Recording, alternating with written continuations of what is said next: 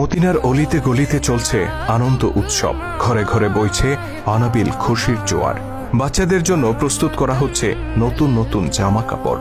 চারিদিকে এত আনন্দ, এত হই হুল্লোড়ের একটাই কারণ, দুদিন বাদে পালিত হতে যাচ্ছে মুসলিমদের সবচেয়ে বড় ধর্মীয় অনুষ্ঠান ঈদ।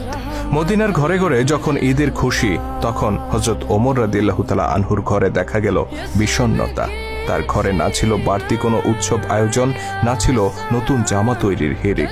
অথচ ওমর রাদিয়াল্লাহু তাআলা আনহু তখন মুসলিম জাহানের খলিফা, অর্ধ দুনিয়ার শাসক তিনি। তা সত্ত্বেও নিজের কিংবা পরিবারের জন্য একটি নতুন জামা তৈরির আর্থিক সঙ্গতি তার ছিল না। এই যখন অবস্থা, তখন খলিফা ওমর রাদিয়াল্লাহু তাআলা আনহুর স্ত্রী উম্মে কুলসুম রাদিয়াল্লাহু তাআলা আনহা তাকে বললেন, আমাদের জন্য নতুন কাপড় না হলেও চলবে, কিন্তু ছোট্ট বাচ্চাটি নতুন কাপড়ের জন্য কান্না করছে, অন্তত তার জন্য একটি নতুন জামার ব্যবস্থা করুন। খলিফা নিজের অসহায়ত্ব প্রকাশ করে বললেন, তুমি জানো আমার নতুন কাপড় কেনার সামর্থ্য নেই, বাইতুল মাল থেকে যতটুকু ভাতা নেই তা দিয়ে কোনো রকম সংসার চলে।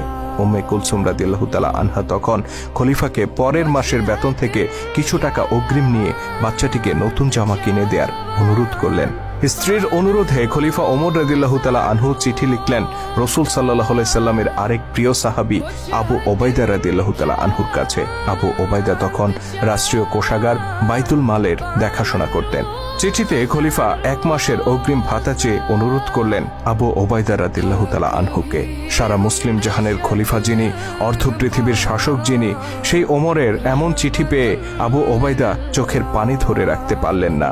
তিনি কান্নায় ভেঙে পড়লেন। তবে তিনি নিজের এই আবেগকে নিয়ন্ত্রণ করলেন।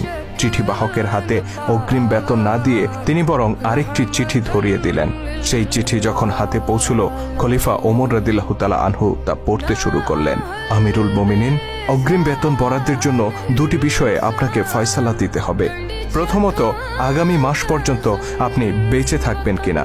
দ্বিতীয়ত, বেঁচে থাকলেও আপনি খলিফার দায়িত্বে বহাল থাকবেন কিনা।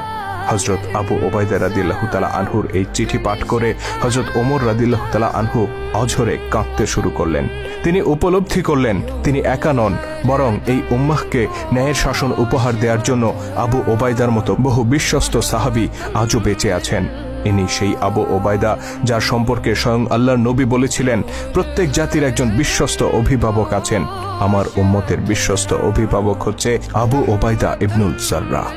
চিঠি পড়ে খলিফা ওমর রাদিয়াল্লাহু তাআলা আনহু 2 হাত তুলে আবু ওবাইদার জন্য দোয়া করে বললেন, ইয়া আল্লাহ, আবু ওবাইদার উপর রহম করুন, তার হায়াত দীর্ঘায়িত করুন।